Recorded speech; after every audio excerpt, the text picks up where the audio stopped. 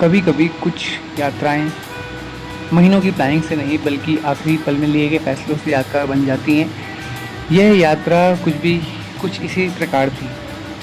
करीब एक हफ्ते पहले मम्मी ने बताया था कि उज्जैन जाने का पूरा प्लान बन चुका है और दीदी, जीजा जी, मामी और उनके बच्चे सब तैयार हैं। बस एक नाम था जिसका जाना आखिरी समय पर तय हुआ, वो मेरा नाम था।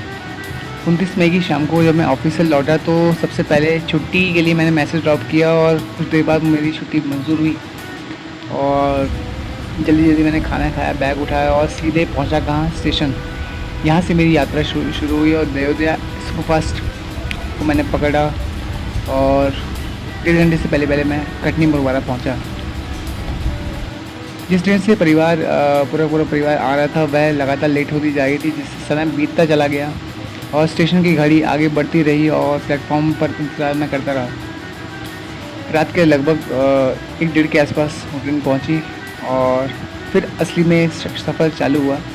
रात काफ़ी हो चुकी थी, टिकट भी तत्काल में नहीं बन पाया था, इसलिए स्लीपर बर्थ को शेयर करके मैंने रात काटी कैसे कैसे। उसके बाद नींद कहाँ आने वाली थी मुझे, भाई मेरे सोने का समय तो वैसे भी अलग है, वो समय तो पहले निकल चुका था। सुबह जब आँख खुली तो ट्रेन भोपाल पहुँच चुकी थी और भोपाल स्टेशन पर कोई योजना थी नहीं हमारी कि भाई हम कैसे कैसे जाने वाले हैं।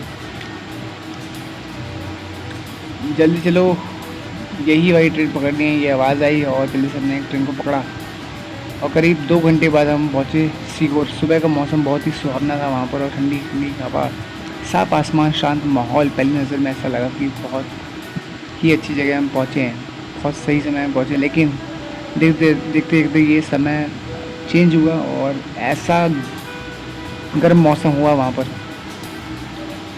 कि नौतपा एक्चुअल में होता क्या है समझ में आ गया। लगभग 14 किलोमीटर दूर कुबेश्वर धाम स्टेशन से है। सभी ने यहाँ पर सबसे पहले चाय नाश्ता किया था, इसके बाद हम गए थे, पूजा पाठ किया। धाम का पूरा परिसर काफ़ी विशाल था, इसको हमने घूमते हुए समय का समझ नहीं आया, थोड़ा हमने आराम किया और इसके बाद 5 बजे के आसपास हम लोग वहाँ से निकले। ट्रेन पर बैठे जो कि जयपुर सुपरफास्ट थी और इसके बाद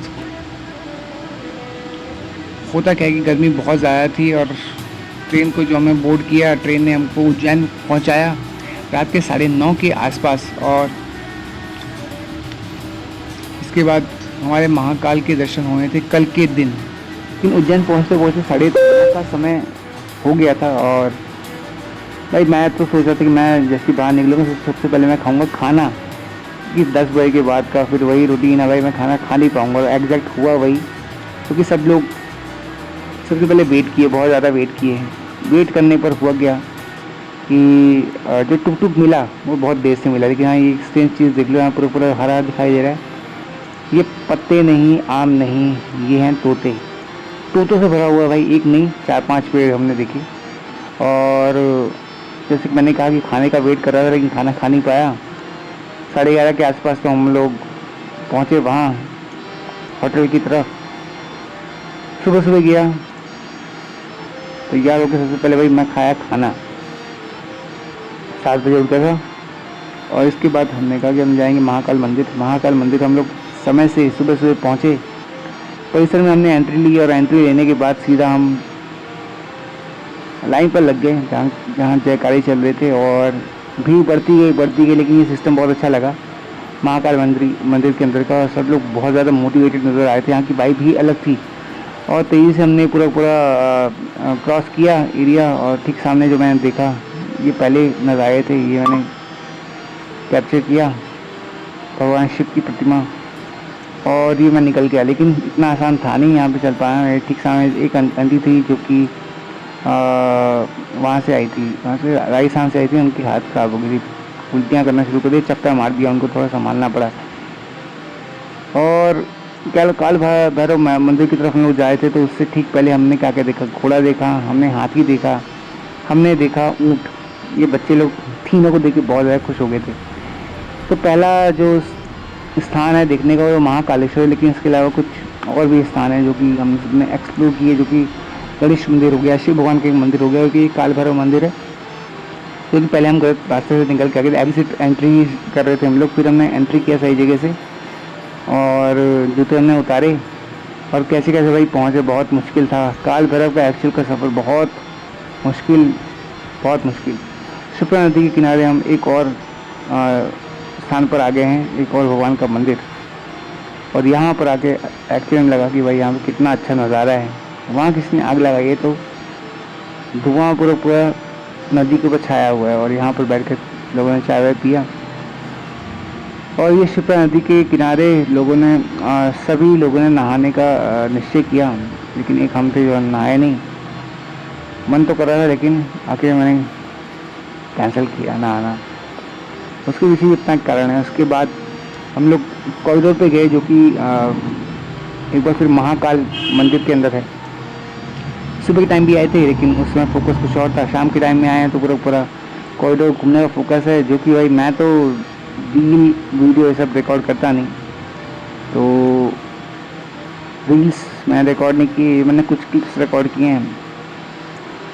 कुछ ऐसा दृश्य था भाई, रात को दिखने का अलग ही माहौल है, अलग ही।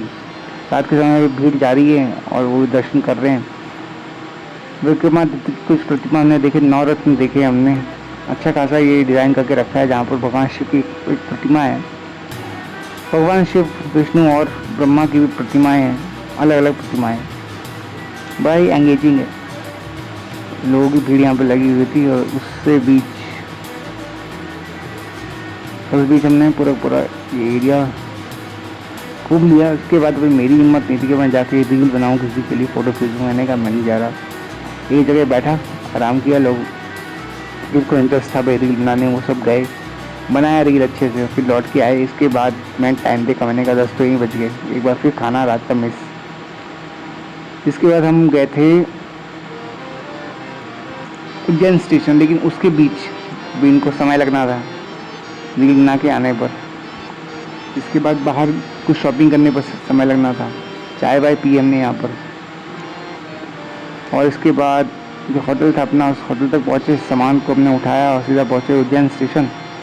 स्टेशन पर 12:55 सुबह पर एक ट्रेन थी जो कि जयपुर, जो कि हमको पहुँचाई भोपाल पहुँचाई सुबह सुबह। और 5:30 का समय था इसका पहुँचाने का। 6:30 का समय मैंने ट्रेन को पकड़ा।